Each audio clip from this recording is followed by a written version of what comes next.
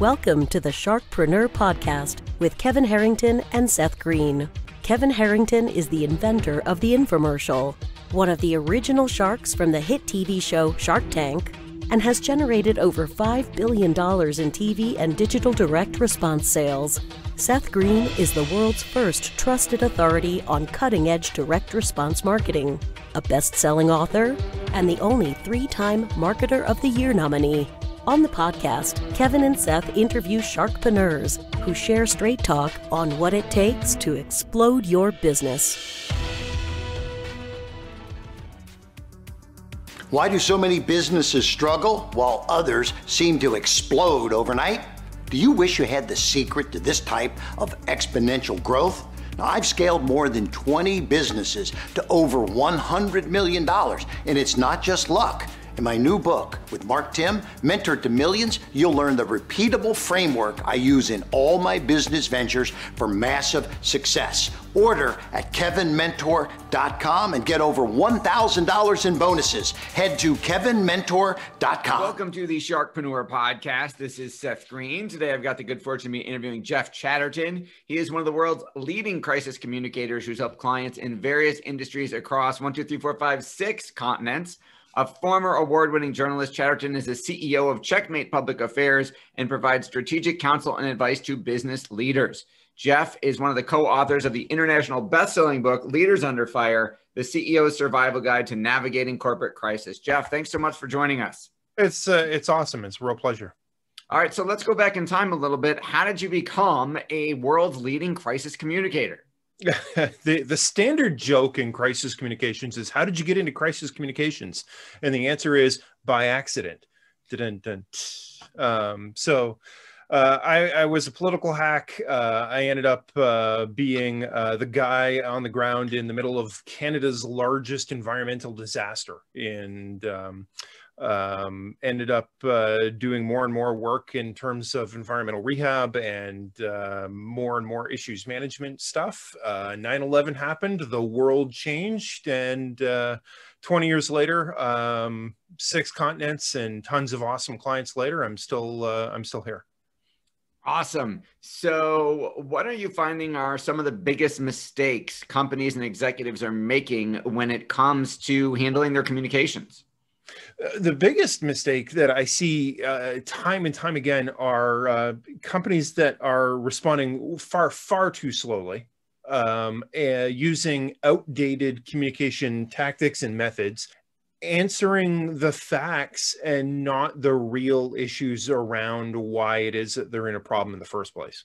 The book navigates, a number of different stories, and I don't want to get into, well, the book says this or the book says that. The fact is, if you look at every single major corporate crisis in the last 50 years, it's not what happened, it's how the company responded to what happened that gets them in trouble. And that's where most CEOs fall down. I think that makes a lot of sense. Let's define it first. What are you defining as a crisis, and how does that differ from, let's say, a large, enterprise to a small business? It's a great question, because if you were to come to me and say, hey, I run Hershey Foods or Kraft or General Mills, and we're dealing with a product recall, I'd say, well, that's not a crisis. That's called Tuesday. That's not, and you've got the policies, the processes, the procedures, and frankly, if you don't know how to communicate to the consumers in the event of an unlikely product recall, you don't deserve to have your job in the first place. Crises are the issues that you don't see coming. They're the stuff that ends up on the 11 a.m. leading the news because your vice president got caught doing something completely heinous, even if it has nothing at all to do with the company. You can go on and on and on over the different things companies can get themselves into trouble for, and that's one of the reasons we wrote the book. The old school method of writing it all down and coming up with a crisis communications manual, that's 1990s thinking in a 2021 world. Absolutely. You talk a little bit, and obviously we want people to go get the book. We don't want to spill any of your secret sauce, but you talk about how crisis can actually be turned into an opportunity. Can you give an example of how a crisis could work out and improve the company and work out for the better? And how do we kind of recognize that? Oh, no, absolutely. And I firmly believe that. Everyone who's ever been involved in crisis communications is familiar with the age-old story about Tylenol. Tylenol was in 4th place, I believe, across the nation when it came to analgesic pain relief. They had this nasty issue started in Chicago in the 1980s where people were poisoning Tylenol bottles. They did a very complete and empathetic campaign directly to the consumers. Now, Tylenol is by far and away the #1 analgesic brand, pain relieving brand in the country. My personal experience, I got called into a company that was, it was a specialty aircraft charter company. They went down, they killed a couple of their passengers. Not intentionally, obviously. It was not intentionally, absolutely. The fact is they're in aviation and accidents happen. It was horrifying for the CEO. It was horrifying for the families and the people who were involved. Long story short, and we go through the process in the book, and I want to respect your time, so I won't walk you all the way through it, but we led with empathy, we led with authenticity, and 2 years later, the fact is, not only were the families who were legitimately grieving, but they were not, I'm not going to say happy, they were satisfied with the approach that the company has taken. And sales for that particular company had gone up by 1/3. They actually went up by 30%. Because it was proof that it's not that the bad things happen to you, it's how you respond to the bad things that determine credibility. And all of a sudden you had travel operators across the globe who were paying attention and going, oh, you're doing that? I didn't know you could do that. Tell me more. And I mean, it's not a repeatable strategy. You don't want to do it again. It doesn't matter what's gone on, as long as it wasn't intentional. And you can fix it. You talked earlier about how a written down crisis plan was kind of 1990s thinking. What does crisis management look like in the 21st century? I think it's telling that the only people who are actually out there, I mean, for years, we've heard about the importance of the crisis communication plan. Anyone who's ever gone to business school has probably heard about the importance of the crisis communication plan. Anyone who's a CEO gets harangued on the crisis communication plan, but who are leading the charge? Who's the loudest when it comes to the importance of crisis communication plans? Consultants who make a lot of money selling that binder, right? And frankly, it's easy to sell a client the binder. It's easy to sell the client a fairy tale make-believe story that they're now prepared, and it's incredibly dangerous. They're giving the client a false sense of security.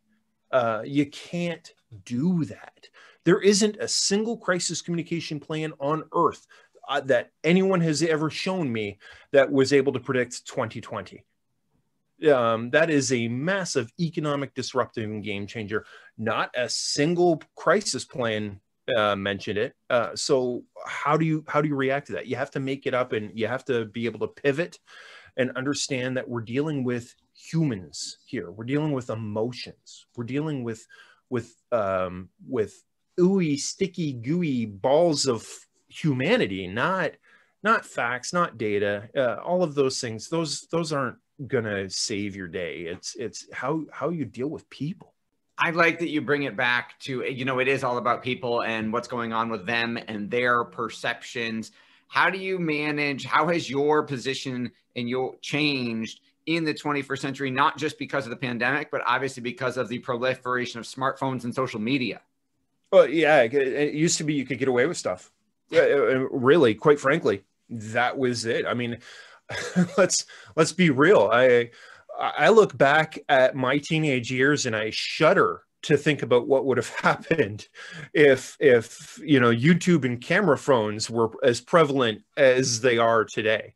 The fact is, they are prevalent today. There is no privacy. There is no privacy anymore. And unless you are prepared to deal with that, you better be prepared to deal with those really awkward, embarrassing, gross, ugly moments in public.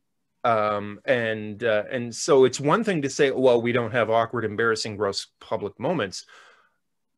But then you can also deal with reality. And the fact is, those moments are going to happen. Those moments are going to happen because we're not perfect. And we hire people who aren't perfect. And we have circumstances and suppliers that aren't perfect. And unless you're prepared to deal with the lack of perfection, you're going to have suboptimal responses. And that's what costs CEOs their job. Well, I mean, that segues into the next question, which is how come companies survive, but the CEOs don't? So, okay, I get a call. Hey, Jeff, oh crap, this has happened. I'm like, okay, here's what we're going to do. I fly down to, wherever we're responding. We're doing everything effectively and quickly and robustly. The CEO is doing a good job of communicating. This is a perfect scenario. It never happens perfectly. The fact is, the CEO says something dumb. One of the spokespeople says something dumb. You've got minutes to respond, not hours. It's not like even in the old days. And unless you do it perfectly the first time, it's not going to go well. And so when that happens, you've got a board of directors that is sitting there going, what the heck? What are we doing? We're losing shareholder value. We're losing brand credibility. We're losing our goodwill. What is the fastest and quickest way to get us out of this mess? And frankly, at that point, who's been the most public face of your company? That's where the CEO gets, volunteered to go off and sign a non-disclosure agreement and go spend a couple years in Bermuda. Yes, that is definitely one way to put it. You talk about how as leaders, we spend our entire career building our reputation, but you can destroy it in minutes with one sentence. You say one thing wrong, or you take one wrong action. How do we avoid those traps? Given that, as you mentioned, we're all human. Yeah, well, and I think the key is don't let your ego get in the way of the right thing to do. You look at all of the CEOs who have managed to completely stuff it up throughout history.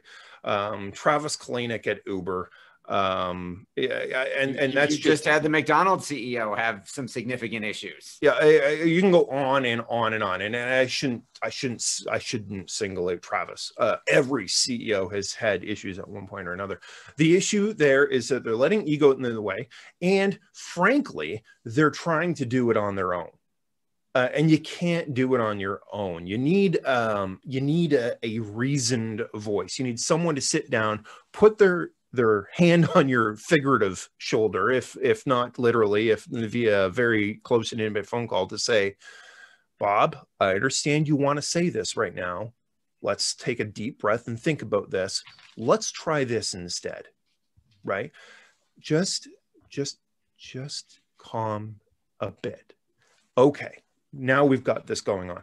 And the problem that most CEOs have is that they don't have that person in their life, and you can't do it. You can't do it internally. Your own staff are there because they're loyal to you, and their own paychecks are on the line and doing what you say. You need someone who's not afraid to say, "I get what you're trying to do here, Seth. I totally understand, but rather than do it this way, let's try this." Right. And without that perspective, buddy, they go diving into a particular path, and there are consequences to diving. So how do we get that person? How do we get that objective, unemotional, impartial voice to kind of mentor us? And obviously in your world, there might be I mean, I would hope that your ideal client doesn't do anything wrong. I would hope that you're an insurance policy that we hope we never use. But how do you deal with that? Are you on call and you just wait till the phone rings? How does that process work? Oh yeah, I mean, yeah, you delve into our personal line of business. Yeah, Yes. we have relationships like that with CEOs across the globe. One of the things that we did differently, we created a flat rate system because we don't want to screw over our clients who are dealing with a crisis and then say, okay, yeah, we can fix that, but it's going to cost you $150,000. And at that point, quite frankly, it's the world's easiest sale because they have no option. But then it takes forever and a half to actually get up to speed, to learn what's going on, to do all of the things. We said there's got to be a better way, and there's got to be a better system out there. We have a flat rate system. We actually have a relationship with our clients, but if you're not obviously with us, there are some really great and smart people that are out there. You need someone who is aware of how the media works, aware of how unions and different organized stakeholders are going to be able to perceive things, and someone who isn't afraid to speak truth into an emotion. It's it's hard to find those folks, obviously, but they're worth their every penny you pay them, and they're worth their weight in gold if you can find them. How do you balance being empathetic and validating people's concerns, showing you're human, showing you understand, and you're apologetic, while on the same side, you've got probably lawyers saying, don't say anything, don't admit anything, don't apologize, because that could be perceived as an admission of guilt? So, well, the first thing I would tell you is that you need to get better legal staff in the overwhelming majority of states. The last I checked, it was 47, but don't quote me on that. In 47 of the states that are out there, an admission of empathetic sympathy, of apology, is not admission of liability. They've done that explicitly and specifically to infuse an era and an element of humanity. If something has gone horribly wrong, there is nothing wrong with saying something has gone horribly wrong and we feel awful about it. That's not an admission of liability. And if your lawyers are saying that, frankly, you need better legal staff. The lawyer has one job, and that is to protect your butt in the courtroom. There's a bigger courtroom out there. You know, if it does no good if every juror out there thinks you're a corporate, greedy, megalomaniac, money-grubbing whore who's out there to just screw over the public. That's not going to work, right? You need to be taking that opportunity and show that you're human. And it works. Frankly, we hold our track record up against any legal firm on earth because it works.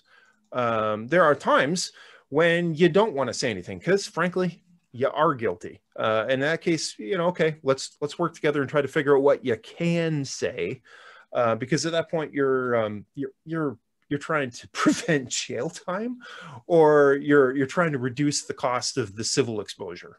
That makes a lot of sense. For our folks who are watching or listening and are interested in learning more, where is the best place for them to go get the book, Leaders Under Fire? And where is the best place to learn more about you? Go to leadersunderfire.com. I will happily send you a copy of the book for free. The book's not here to make any money. The book is here to explain to people there is a better way to do things.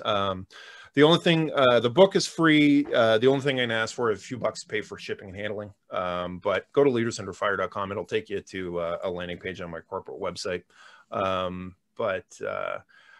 There is a better way to do things, and we're just trying to shine a light on the system that are out there, and point out that a lot of people are probably working with old school tech in a new school world.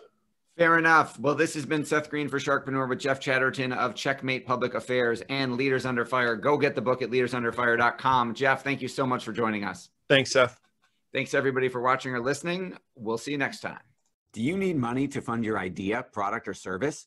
Are you ready to take your business to the next level but need capital to get it done? Kevin Harrington has heard more than 50,000 pitches and knows how to help you make the perfect pitch to get the funding for your entrepreneurial dream. He's distilled the process down in his perfect pitch cheat sheet, and it's yours for free. Just text PITCH to him right now at 727-888-2100. Text PITCH to 727-888-2100 right now and claim your free perfect pitch cheat sheet. Text PITCH to 727-888-2100 to start funding your dream today. This show has been produced by Market Domination, LLC. To discover how you can have your own show completely done for you and turn it into a real published book and become the authority in your marketplace, go to www.marketdominationllc.com/podcast offer.